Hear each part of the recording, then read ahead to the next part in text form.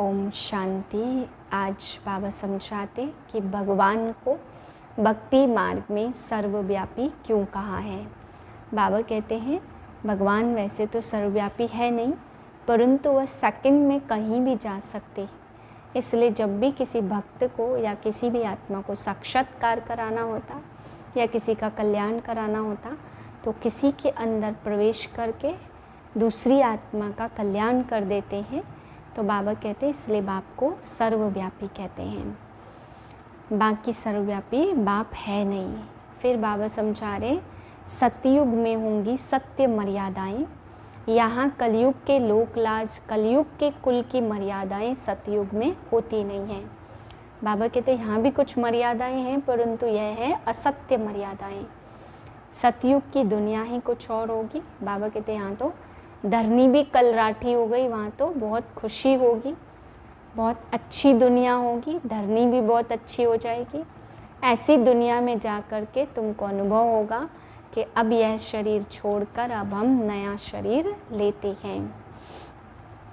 फिर बाबा समझा रहे कि अभी तुम बच्चे इतनी दलदल में फंसे हुए हो, कई प्रकार की दलदलें हैं, उन दलदलों से निकालने के लिए मैं आता हूँ और कुछ बच्चों के द्वारा ये कार्य कराता हूँ। उन्हीं बच्चों को कहा जाता है खुदाई खिदमतगार। तो बाबा कहते सबसे अच्छी से अच्छी खिदमत यही है कि सबका बेड़ा पार लगाना, दलदल से निकाल करके पतितों को पावन बनाना। बाबा कहते मुक्ति तो मिलती है एक सेकंड में, ज्ञान मिलता तो मुक्ति का अनुभव होता है, परंतु विकर्मों को विनाश करने में समय लग जाता है। ओम शांति। मैं संपूर्ण निर्विकारी आत्मा हूँ। मुझ आत्मा से संपूर्ण पवित्रता की दिव्य रोशनी फैल रही है।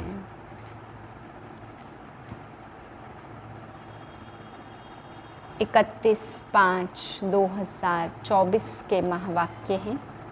मीठे बच्चे बाप आए हैं कांटों को फूल बनाने। सबसे बड़ा कांटा है देह अभिमान, इससे ही सब विकार आते हैं, इसलिए देही अभिमानी बनो।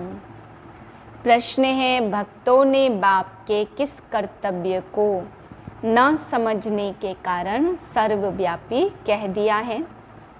उत्तर है बाप बहुरूपी है।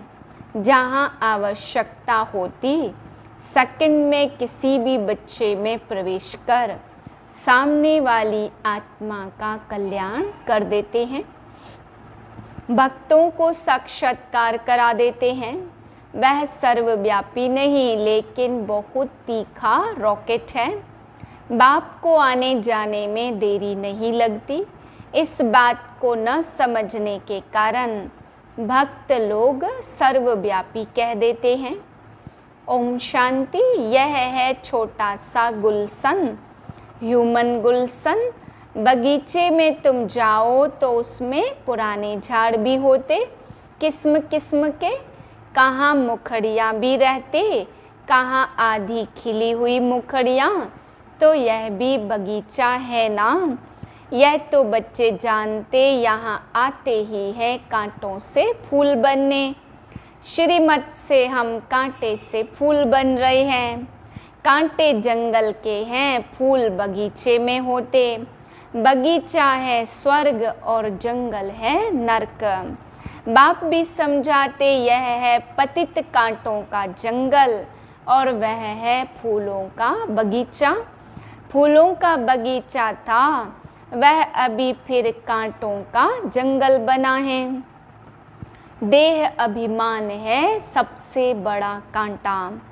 आत्मा में ज्ञान रहता है, अभी हमारी आयु पूरी होती है।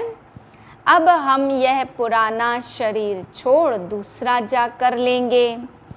साक्षात्कार होता, हम गर्भ महल में जाकर विराजमान होंगे। फिर मुखड़ी बनकर मुखड़ी से फूल बनेंगे। यह आत्मा को ज्ञान है। सृष्टि चक्र कैसे फिरता है यह ज्ञान नहीं है। सिर्फ यह ज्ञान रहता कि यह शरीर पुराना है, इसको अब बदलना है। अंदर में खुशी रहती। कलयुगी दुनिया की कोई भी रस्म आदि वहाँ होती नहीं। यहाँ होती है लोक लाज कुल की मर्यादा। फर्क है ना, वहाँ की मर्यादा को सत्य मर्यादा कहा जाता। यह तो है असत्य मर्यादा। दृश्य सृष्टि तो है ना, बाप आते ही तब है जबकि आसुरी संप्रदाय है। उसमें ही देवी संप्रदाय की जब स्थापना हो जाती तब विनाश होता। तो जरूर आसुरी संप्रदाय है, उसमें ही दैवी गुण वाली संप्रदाय स्थापन हो रही है। यह भी समझाया है, योग बल से तुम्हारे जन्म जन्मांतर के पाप नष्ट होते हैं। इस जन्म में जो भी पाप किए हैं वह भी बताने पड़े। उसमें भी खास है विकार की बात। याद में है बल, बाप है सर्वशक्तिमान। तुम जानते हो जो सर्व का बाप है, उनके साथ योग लगाने से पाप भस्म होते हैं। यह लक्ष्मी नारायण सर्वशक्तिमान है ना, सारी सृष्टि पर इनका राज्य है। वह है ही नई दुनिया, हर चीज़ ही नई है। अब तो जमीन ही कलराठी हो गई है। अभी तुम बच्चे नई दुनिया के मालिक बनते हो, तो इतनी खुशी रहनी चाहिए ना। जैसे स्टूडेंट वैसे खुशी भी जाजती होगी। तुम्हारी यह है ऊंचते ऊंच यूनिवर्सिटी, ऊंचते ऊंच पढ़ाने वाला है। बच्चे पढ़ते भी हैं ऊंचते ऊंच बनने के लिए। तुम कितना नीच थे, एकदम नीच से फिर ऊंच बनते हो। बाप खुद ही कहते तुम स्वर्ग के लायक थोड़े हो। अपवित्र वहाँ जा न सके, नीचे हैं तब तो उन देवताओं के आगे उन्हों की महिमा गाते हैं। मंदिरों में जाकर उनकी ऊंचाई और अपनी नीचता का वर्णन करते, फिर कहते रहम करो तो हम भी ऐसे ऊंच बने। उन्हों के आगे माथा टेकते हैं। है तो वह भी मनुष्य, परंतु उसमें दैवी गुण हैं। मंदिरों में जाते हैं, उन्हों की पूजा करते हैं, फिर भी हम उन्हों जैसे बने। यह कोई को पता नहीं है कि उन्हों को ऐसा किसने बनाया। तुम बच्चों की बुद्धि में सारा ड्रामा बैठा हुआ है। कैसे इस दैवी झाड़ का सैपलिंग लगता है। बाप आते ही है संगम युग पर। यह पतित दुनिया है, इसलिए बाप को बुलाते हैं। हमको आकर पतित से पावन बनाओ। अभी तुम पावन होने के लिए पुरुषार्थ करते हो। बाकी सब हिसाब किताब चुकतो कर चले जाएंगे शांति धाम। मन मना भव का मंत्र है मुख्य, जो तुमको बाप देते हैं। गुरु लोग तो ढेर के ढेर हैं, कितने मंत्र देते, बाप का है ही एक मंत्र। बाप ने आकर भारत में मंत्र दिया, जिससे तुम देवी देवता बने थे। भगवानुवाच है ना। वह लोग भल श्लोक आदि कहते, परंतु अर्थ तो कुछ भी नहीं समझते। तुम अर्थ समझा सकते हो। कुंभ के मेले में जाते हैं, वहाँ भी तुम सबको समझा सकते हो। यह है पतित दुनिया नरक। सतयुग पावन दुनिया थी, जिसको ही स्वर्ग कहा जाता। पतित दुनिया में कोई पावन हो न सके। मनुष्य गंगा स्नान कर पावन होने के लिए जाते हैं, क्योंकि समझते हैं शरीर को ही पावन बनाना है। आत्मा तो सदैव पावन है ही, आत्मा सो परमात्मा कह देते। तुम लिख भी सकते हो, आत्मा पवित्र होगी ज्ञान स्नान से, ना कि पानी के स्नान से। पानी का स्नान तो रोज करते रहते, जो भी नदियाँ हैं उसमें रोज स्नान करते हैं, पानी भी वही पीते। अब पानी से ही सब कुछ किया जाता। बातें कितनी सहज हैं, परंतु किसकी भी बुद्धि में आती नहीं है। ज्ञान से ही सद्गति होती है सेकंड में। फिर कहते ज्ञान इतना अथाह है, जो सारा समुंदर शाही बनाओ, जंगल को कलम बनाओ, धरती को कागज़ बनाओ, तो भी अंत नहीं हो सकता। बाप भिन्न भिन्न पॉइंट तो रोज समझाते। बाबा कहते आज तुमको बहुत गुह्य बातें सुनाता हूँ। बच्चे कहते पहले क्यों नहीं सुनाया। बाप कहते अरे पहले कैसे सुनाऊंगा, कहानी शुरू से लेकर नंबरवार सुनाएंगे ना। पिछाड़ी का पार्ट पहले कैसे सुना देंगे। यह भी बाप सुनाते रहते। तुमसे कोई भी पूछे तो तुम झट रेस्पॉन्स कर सकते हो। तुम्हारे में भी नंबरवार है जिनकी बुद्धि में बैठा हुआ है।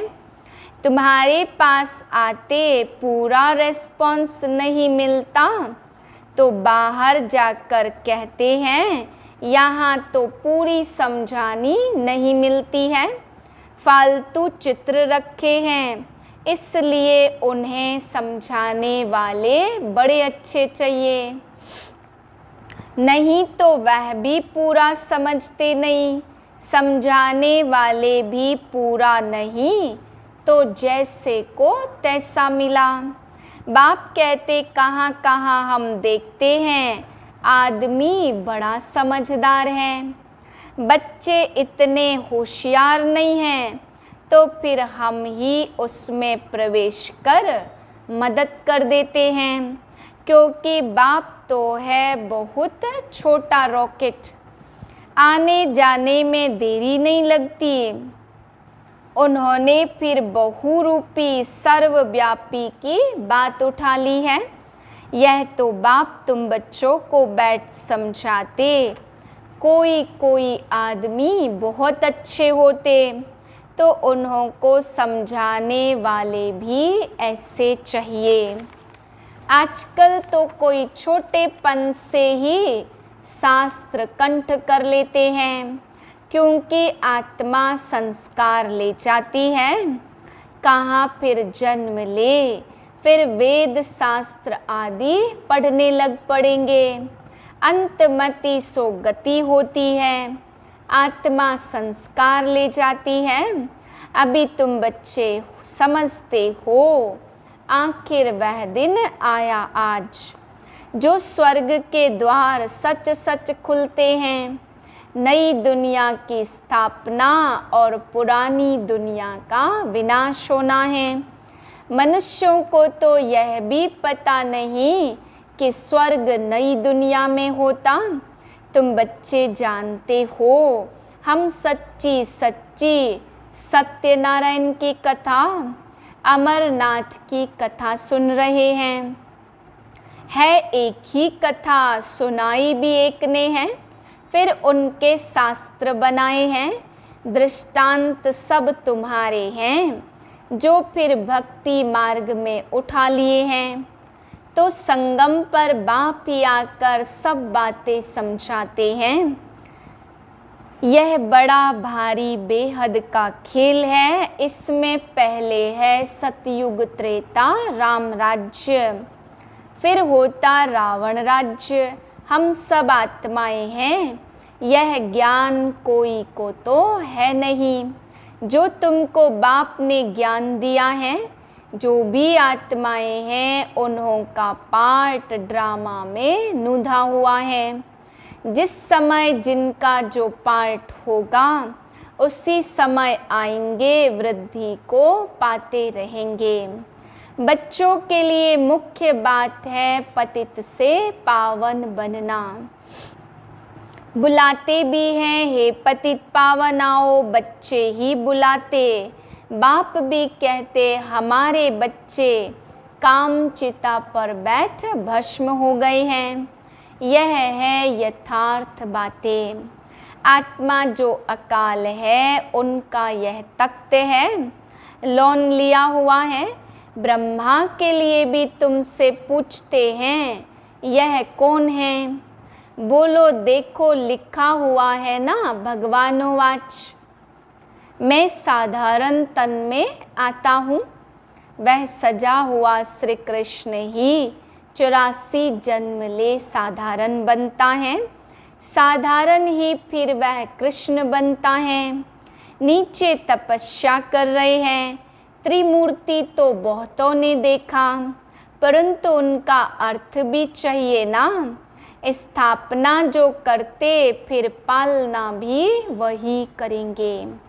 स्थापना के समय का नाम रूप देश काल अलग और पालना के नाम का नाम रूप देश काल अलग। यह बातें समझाने में तो बड़ी सहज है। यह नीचे तपस्या कर रहे हैं, फिर यह बनने वाले हैं। यही 84 जन्म ले यह बनते। कितना सहज ज्ञान है सेकंड का। बुद्धि में यह ज्ञान है हम देवता बनते हैं। 84 जन्म भी इन देवताओं को ही लेने हैं, और कोई लेते हैं क्या? नहीं। 84 जन्मों का राज भी समझाया हुआ है। भ्रमरी, कछुए आदि के जो मिसाल दिए जाते वह सब इस समय के हैं। भ्रमरी में भी देखो कितना अक्ल है। मनुष्य अपने को बहुत अक्लमंद समझते, परंतु बाप कहते भ्रमरी जितना भी अक्ल है नहीं। सर्प पुरानी खाल छोड़कर नई ले लेते हैं। बच्चों को कितना समझदार बनाया जाता। समझदार और लायक। आत्मा अपवित्र होने के कारण लायक नहीं है, तो उनको पवित्र बनाए लायक बनाया जाता। वह है ही लायक दुनिया। यह तो एक बाप का ही काम है जो सारी सृष्टि को हेल से हेविन बनाते हैं। हेविन क्या होता यह मनुष्यों को पता ही नहीं है। हेविन कहा जाता देवी देवताओं की राजधानी को। सतयुग में है देवताओं का राज्य। तुम समझते हो सतयुग नई दुनिया में हम ही राज्य करते थे। 84 जन्म भी हमने ही लिया होगा। कितना बार राज्य लिया और फिर कितना बार गवाया है। राम मत से तुमने राज्य लिया और रावण मत से राज्य गवाया। अभी फिर चढ़ने के लिए तुमको राम मत मिलती है, गिरने के लिए नहीं मिलती। समझाते तो बहुत अच्छी तरह से हैं, परंतु भक्ति मार्ग की बुद्धि बड़ी मुश्किल चेंज होती है। भक्ति मार्ग का शो बहुत है। वह है दुबन दलदल, एकदम गले तक उसमें डूब पड़ते हैं। जब सभी का अंत होता तब मैं आता हूँ। सभी को ज्ञान से पार ले जाता हूँ। मैं आकर इन बच्चों द्वारा कार्य कराता हूँ। बाबा के साथ सर्विस करने वाले तुम ब्राह्मण ही हो, जिनको खुदाई खिदमतगार कहा जाता। यह सबसे अच्छे ते अच्छी खिदमत है। बच्चों को श्रीमत मिलती है, ऐसे ऐसे करो, फिर उनसे छांट कर निकलेंगे। यह भी नई बात है ना। कल्प पहले भी जितने देवी देवता निकले थे वही निकलेंगे। ड्रामा में नूंद है, तुमको सिर्फ पैगाम पहुंचाना है बहुत सहज। बाप आकर सबको ले जाते, तुम पर अभी बृहस्पति की दशा है। सब स्वर्ग में जाते, फिर पढ़ाई में नंबरवार होते। कोई पर मंगल की दशा, कोई पर राहु की दशा बैठती। अच्छा, मीठे मीठे से खिलते बच्चों प्रति माता पिता बाप दादा का याद प्यार गुड मॉर्निंग। रूहानी बाप की रूहानी बच्चों को नमस्ते। हम रूहानी बच्चों की रूहानी बाप को नमस्ते। धारणा के लिए है पहली पॉइंट, लायक और समझदार बनने के लिए पवित्र बनना है। सारी दुनिया को हेल से हेवन बनाने के लिए बाप के साथ सर्विस करनी है। खुदाई खिदमतगार बनना है। दूसरी पॉइंट है, कलयुगी दुनिया की रस्म रिवाज, लोक लाज, कुल की मर्यादा छोड़ सत्य मर्यादाओं का पालन करना है। दैवी गुण संपन्न बन दैवी संप्रदाय की स्थापना करनी है। वरदान है, अपवित्रता का अंश, आलस्य और अलबेलेपन का त्याग करने वाले संपूर्ण निर्विकारी भाव। दिनचर्या के कोई भी कर्म में नीचे ऊपर होना, आलस्य में आना या अलबेला होना, यह विकार का अंश है जिसका प्रभाव पूजनीय बनने पर पड़ता है। यदि आप अमृत वेले स्वयं को जागृत स्थिति में अनुभव नहीं करते, मजबूरी से व सुस्ती से बैठते हो, तो पुजारी भी मजबूरी व सुस्ती से पूजा करेंगे। तो आलस्य व अलबेलेपन का त्याग कर दो, तब संपूर्ण निर्विकारी बन सकेंगे। स्लोगन है, सेवा भले करो लेकिन व्यर्थ खर्च नहीं करो। ओम शांति।